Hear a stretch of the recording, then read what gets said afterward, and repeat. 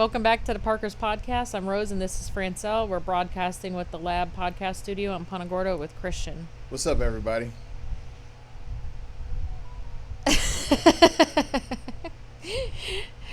What do you want to talk about today? Well, I mean, I don't know. There's been a lot that's taken place in the last couple of weeks. So I just figured like we would just go back into a little bit about business and what's going on with the business a little bit.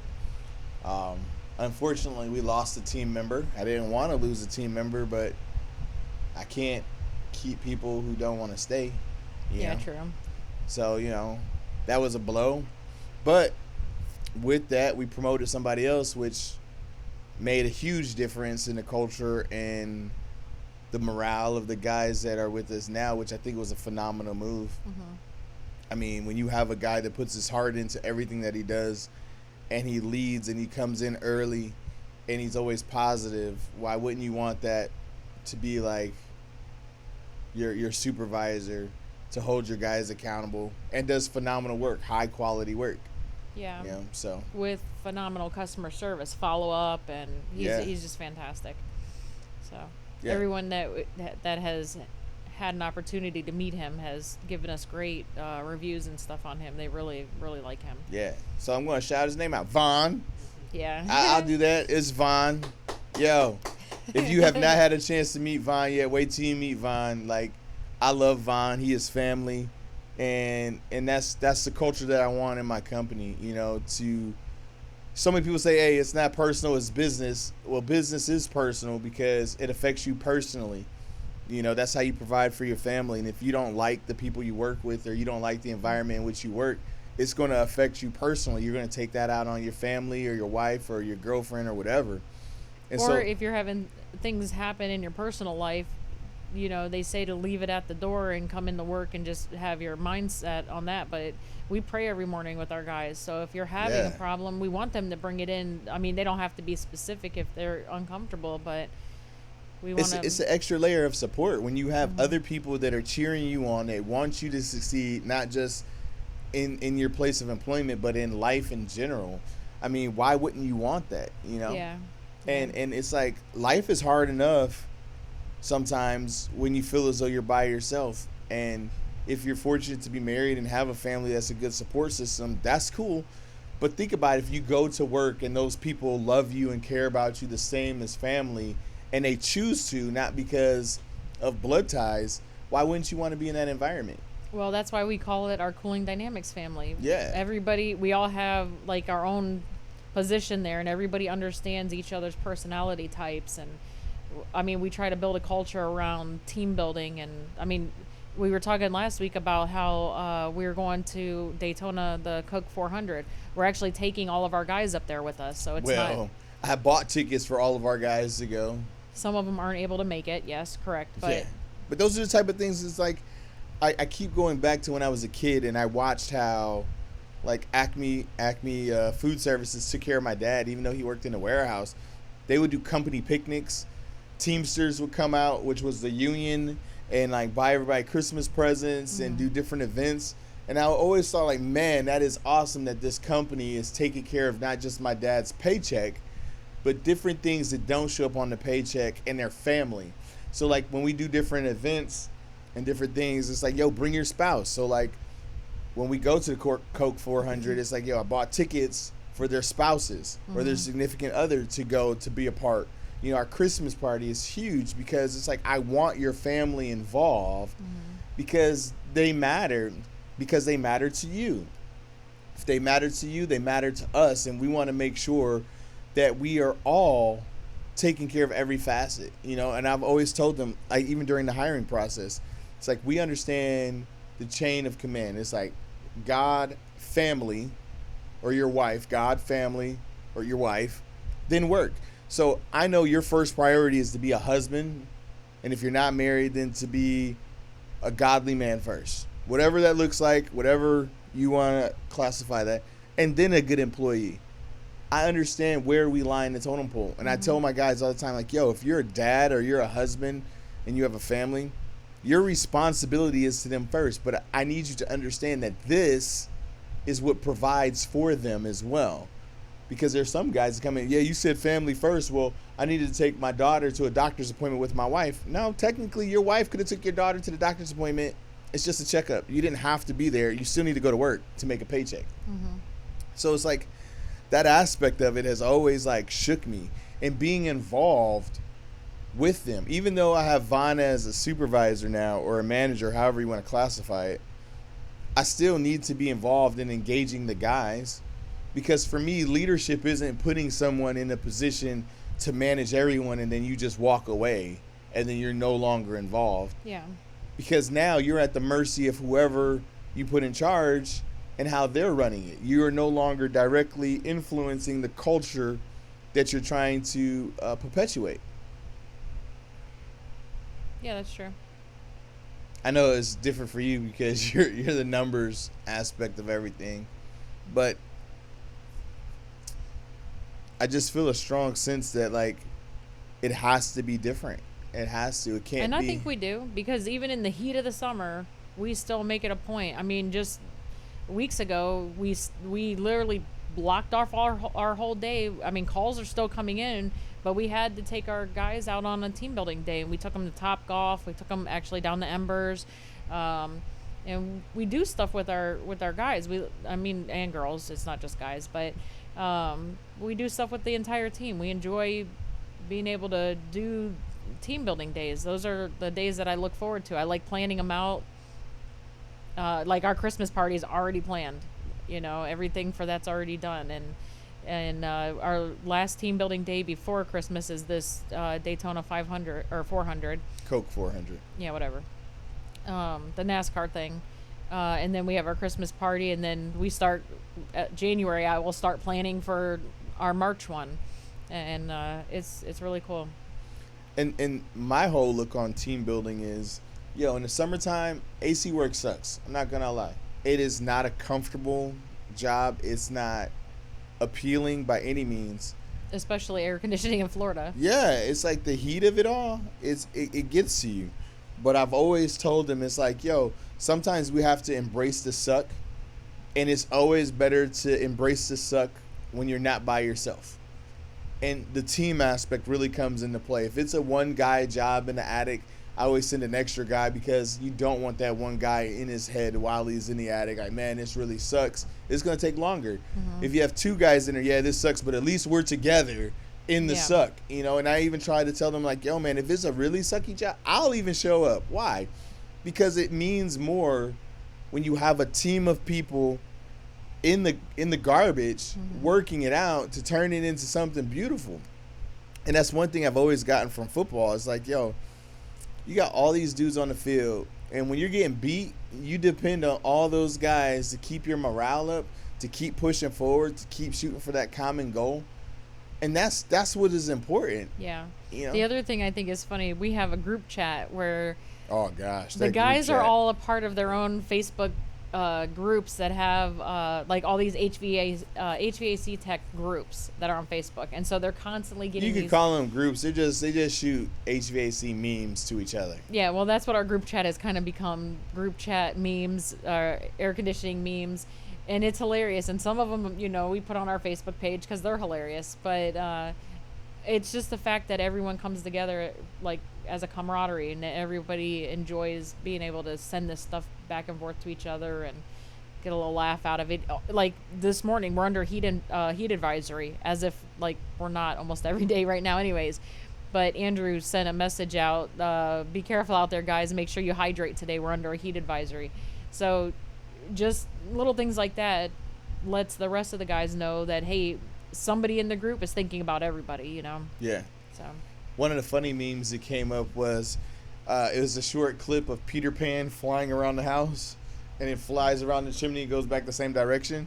So last week Joseph was on call, and as soon as he got home, Rose called him with another call. He was like, and he sent that meme because it was like an AC tech, as soon as he touches the driveway, mm-hmm. has to literally back out and go right back to work. So it happened twice last week. I don't do it on purpose. The calls. Oh, you have GPS. You time that wheels touch driveway, send call now. No, it's not like that at all. But we had another day where he sent me one. I guess his wife had sent him one. It was a Simpsons meme where I forget who the dad is. The dad walks. Homer. Yeah, he walks in the door and does a loop, puts his coat down, hangs it on the hook, does another loop to talk to his wife. And of course, the call came in, so he does another loop, picks up the coat, and walks back out the door. Oh, the one where he walked in the front door and was like, "Hey," put his hat down, and just immediately did it again and just left. Yeah. Yeah. I can't help it. I try not to do it. We do. I do try to time it right because I don't want the guys out all night because they're not worth anything the next day. So I try to make it to where everyone gets sufficient sleep at night at least. The week that they're on call, it sucks, but it's 1 week, usually 1 week a month, and sometimes it's like 1 week every 6 weeks. It just depends, but even you're in on that rotation, so it gives everybody a little bit of a break. Yeah, and that's the part that's like, it's hard for me when people quit or when I have to let people go, is because it's like, yo man, I can't give you any more than what I'm giving you and still call it a business. You know, and there still has to be accountability. There still has to be structure. We still have to have honesty and integrity. We still have to have, phenomenal customer service. And as long as there's growth and we're striving for excellence, then it works. But it's like some guys just, they don't want it that way. They want to pick their own schedule and come and go as they please because they feel as though it's lackadaisical, but that's not the case. Just because we care doesn't mean that we're not going to hold you accountable. Yeah. We hold ourselves accountable, therefore we must hold everyone involved accountable, or else this whole thing collapses. Yep, that's true. And sometimes it's funny because some of the things we offer, people are like, "Oh, that's fake." Like we did a Facebook ad talking about like, if you're not making $800 an install personally, give us a call. And they're like, "Yo, that's fake. That's a scam." No, that's real. That was I know, we don't even know a real offer. Like, yeah. And it's funny because one of our previous employees who's moved out of state now was telling somebody else that he knew about it, and the person's like, "No, that's fake," and he's like, "No, I know them. That's real. That is really what they do and what they're paying." And never came in for an interview. I know.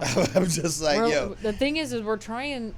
We want to make it profitable for everybody, but ultimately we want to make it a good work environment.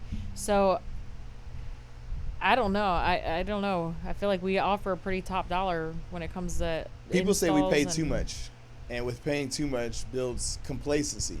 Well, my whole thing is, if you match our culture and we're paying you what we feel as though you're worth, not what you want, because what you want, a lot of times people come in and say, "Hey, I want this dollar amount." And I'll give them $1 more and say, "Hey, well, this is who I want you. I aspire for you to be. Meet this expectation." And those who do, it works out great, and they're happy. They have no issue. Those who don't, they end up hanging themselves because they're like, "Yo, your expectation is too high." Well, if my expectation is too high, then why aren't you striving to meet the expectation? Why aren't you getting better at what it is you're using as a career to provide for your family, as an opportunity to grow? I teach my guys, like, yo, every one of you are your own business owner. It is your job to maximize the time that you have here to grow, be the best, to make revenue for your business. Your family is your business. And if you can grow, gain more experience, be more knowledgeable, and then I can afford to pay you more, why wouldn't you do that? I'm still holding all of the risk. You're reaping all of the benefit. I would... Man, if I had a boss that said it to me in that manner, heck yeah, I'd probably still be working for that person now if they followed through on what they said. Yeah. Because it's like everyone wants to provide for their family. And I'm not talking about just we want to survive. No, nobody wants to just survive. They want to thrive. They want to be able to put money aside to go on vacation, do things, buy what they want, and be secure. Which that's another thing. When the day they start working, they start accruing time off. Like the moment Paid they time clock, off, paid time off.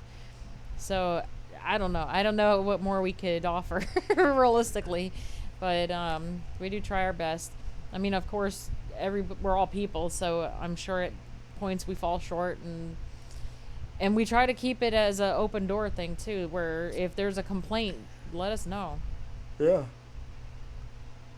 100%, because I'm literally like, yo, some people will disagree with this thought process, but I'm like, yo, you can even hold me accountable, because if I'm doing something that you feel as though is wrong or that I'm lacking in, hold me accountable to it. Like, I'm not above being better. I'm not above growing. If I'm going to hold you to a standard and you're not meeting my expectation, like, okay, then I'm going to say something. And if I mess up in an area and I'm not meeting your expectation, you should say something. Yeah. I mean, that's how communication works. That's how everything has checks and balances. If I screw up on your paycheck, yo, you need to come back, yeah, man, yo, you messed up my pay. Well, I'm the one that does the pay, so Well, realistically, whatever. they come to me. But yeah, and even like Stephanie, like she's awesome. She's implemented stuff in the office that, because realistically, there's so many jobs to be done in the office, and there's only so many people, and so she's implemented things to make all of our jobs easier in the office for us. So it's been awesome, and the guys do the same thing. They, it's like installs. They all have their own way of doing installs, but if there's one person is able to do them in a more efficient manner, Yeah. we try to implement that as a thing. We just completely renovated our trailer, like our install trailer, because you guys wanted it to be more efficient in the trailer, and so completely tore out all the shelving units and everything and rebuilt the inside of the trailer. Yeah.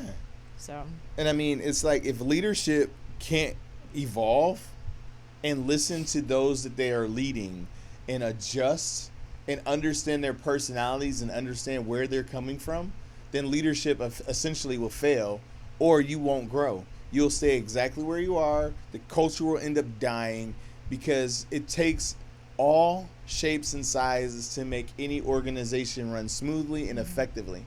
And that's the one thing that I've been reading, like Pastor Rodney, he's the pastor of the River in Tampa.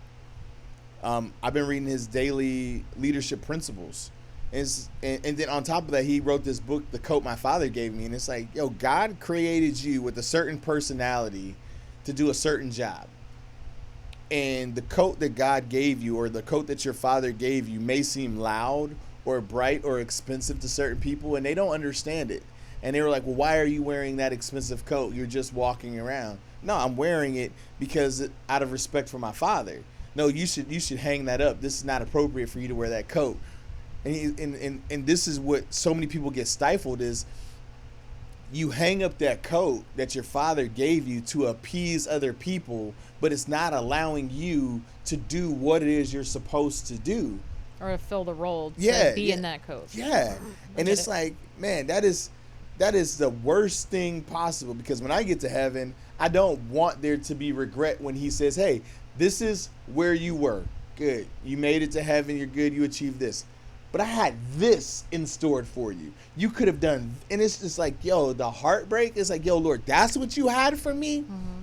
So like when I look at the coat book, it's like, man, people are going to misunderstand you. People are going to misinterpret what you're saying. But at the end of it all, it doesn't even matter, because it's like, yo, I was created to be a certain way, and that's who I am, to do a certain job. I'm only laughing because last week we were talking about mine and your personalities. Oh, so this is funny to you. Stop. It's funny because you don't understand my personality That's type, true. which is the less humor, and you're the funny one, the more. So in talking, or in relation to the coats, the more extravagant or loud coat that you hold that one for sure. No, your coat is loud and extravagant in its own way, mm-hmm. and other people will try, and everyone's coat is, but when people see it, they're offended by it because they're not focused on their coat, they're focused on your coat. Mm-hmm. That's why I told you to read the book, man. And this book it's like, I'm a slow reader. It took me 45 minutes to almost an hour to read the book.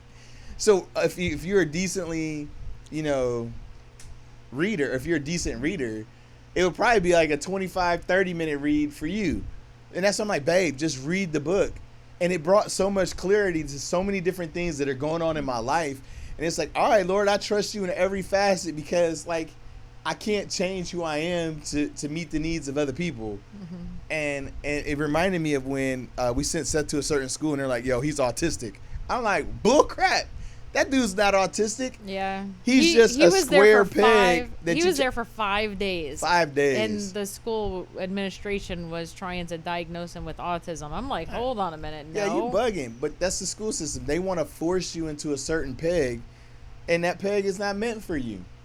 You know, be who God has created you to be and do what he has called you to do, and there will be a lot of peace. And so stop talking about me not being funny.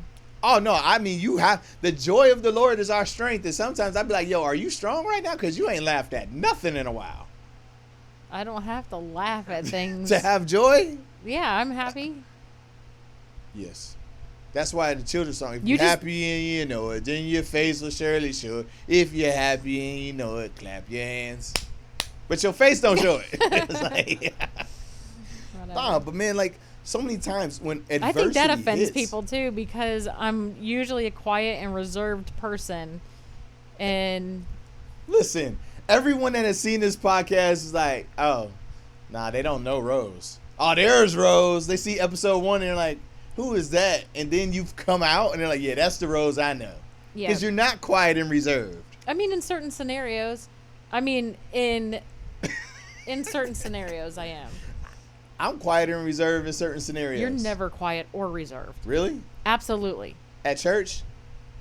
Like when we went to Pastor Ronnie's church, I was quiet and reserved. Like I'm not doing nothing. I don't like.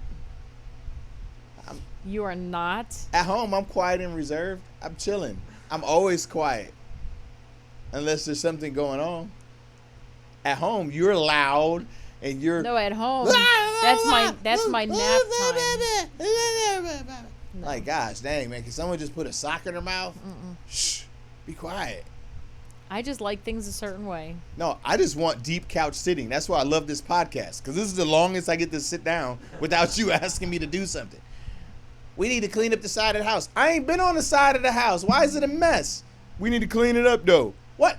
Why don't you have those who messed it up clean it up? Yeah, I like sitting down. Mm-hmm. Yeah. I'll just keep my comments to myself. You know what?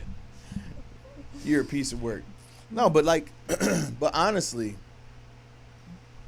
in every facet of life, though, we have to understand that we are placed in positions for a purpose and to figure out what that purpose is and then to execute.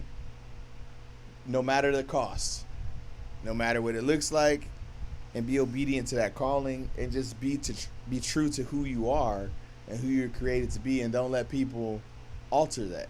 Now, if who you are is negative and who you are is abusive, then that's obviously different. You're not operating in your calling. Yeah. That's truth. But like even in business, like biblical leadership principles apply more, and there has to be a separation of church and business. Why?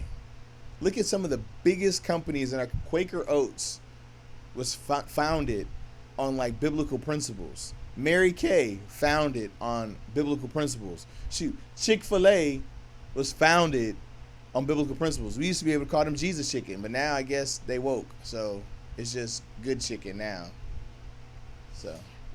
So the scenario with Chick-fil-A, if they go down that road, they need to just go ahead on and open on Sunday so we can get it after church. Yeah, facts. It's like, yo, if you're going to go woke and then say equality to all, then like, yo, you have just caved. And I'm not saying like, I don't know how to say this. I guess the way I'm going to put this is, I don't have a problem with gay people, homosexual people, transgender people, any group of people, right? I do have a problem with you trying to piggyback on civil rights. Like, the complexion of my skin is a choice. Like, everything that you are doing is a choice, right? I can choose to bleach my skin, yes, but I'm still a dark-skinned person, a darker complected person, right? And so there are still prejudices based on that. What I am saying is I believe that you still have a right to life. I still believe that you have a right to say what you want and be what you want. But don't make me sacrifice my rights and limit what I can say and what I can do so that you feel comfortable in your rights when you are only 1%. And that's my biggest issue. There doesn't have to be a wakening up to whatever it is you have going on. But what I will say is that everybody is entitled to life, liberty, and the pursuit of happiness. You don't have to shove what you do in the bedroom down my throat the same way I'm not publicly talking about what I do in my bedroom. Now, if you want to be married, fine. Go do that, but call it something different, because marriage is an institution of the church. And why do you want to identify as something that we are when you're not the same? Call it something different. Call it whatever you want it to be. Mm-hmm. You know, they had civil unions. Fine, that's fine, whatever. But it's not an agenda on what you want. It's a movement to make people bow their knee to an ulterior motive. And if I ran my business that way, I would have no employees. If I ran my family that way, my family would be broken. Just because I say I love you doesn't mean I condone what it is that you're doing. Same way in my business. Yo, I love you, but you're still going to be held accountable to a certain standard. Mm-hmm. And what you do in my business, I will say about. But what you do at home in your personal life, that's between you and your family and how that affects you. And that's the way that it should be. And when you start perverting that, and I don't mean that from a sexual standpoint, but just perverting that thought process, and you're forcing everyone to meet your agenda or criteria, then there's going to be pushback. Yeah. And even with COVID, we didn't force our guys to mask. We didn't force our guys to get vaccinated or any of those things, because it's like, yo, I'm not in a position to take your right away, to tell you what to do with your own personal health or your own personal freedoms. It is only my job to facilitate an environment where you can be the best that you can be, mm-hmm. and thrive. So we provided all of the safety protocol. If that's what they wanted. Yeah, stuff that they wanted. Anyone that wanted anything. And it was up to them if they wanted to use it or not. It was their choice. Yeah, it's crazy how it affects every facet of life. Mm-hmm. You know what I'm saying? Like, this agenda, and I will continue to call it an agenda, is a way of trying to gain control over small businesses, families, and the American people at large. So that is a huge topic, but we don't have time to talk about that today. That's true. But yeah, I agree. I feel like there's a lot of things that have happened that have become an agenda. So yeah, and I mean, it's like I focus on taking care of my guys, because some of our customers were upset that they didn't have masks on. And I'm like, yo, do you want them to wear a mask or do you want them to fix your air conditioner? You pick. Well, in their defense, I mean, not the customer necessarily, but even in the guy's defense, if they have to climb through an attic, it's 140 degrees up there with a mask on, they're already hot. Now they can't breathe. Realistically, they're not going to even think about doing your job optimally, because they're just trying to hurry and get out of the attic if they're in that scenario. Well, in the attic, they should have a mask on. But to work in the attic with the mask on and barely breathing, to come down into a house and your airway is still restricted, like, there's nothing more refreshing than taking a mask off once you've been in the attic. When you come out of the attic and you take that breath of fresh air that's not restricted by a mask. Yeah. You know, and we always try to set our guys up for success. And people always say the customer is always right. Customer is right to them, but it may not be right for the employee. And if your customer is always right and your employee is always wrong, you will never have employees, and then eventually you won't have customers. We do our best to make sure our customers are all happy. We understand that we can't make everybody happy. And so ultimately, over the years, we have had some disgruntled customers, but we've made every opportunity, or we've taken every opportunity to make it right with them. And, yeah, you know, it is what it is. But that's just kind of how we operate our business, is like, we're pro Constitution. We're pro, you know, team, and we're pro customer service. Let me see if I get this right, because you told me last week I was saying it wrong. We're pro America. America. Okay, so just forget it. Instead of America, you gotta say America. America. America. America. You can put the in front of it. I thought there was an apostrophe. It just goes. But it's the. It's the emphasis on the America. America. 2 syllables. America. That definitely is more than 2 syllables. America. Yeah, you're so bad. This is what I got to deal with all the time. And this is why I'm like, I feel like I can never get anything done because we have stupid conversations like that. Hey, but anyways, the stupid conversations are the fat on the chicken. It adds the flavor and the juiciness. Hence another stupid conversation. Anyways, it was a good week business-wise and everything. So yeah, we'll end it there, I guess. Yeah, the timer's off. Yeah, whatever. So thank you for tuning in this week, and catch us next week. Peace.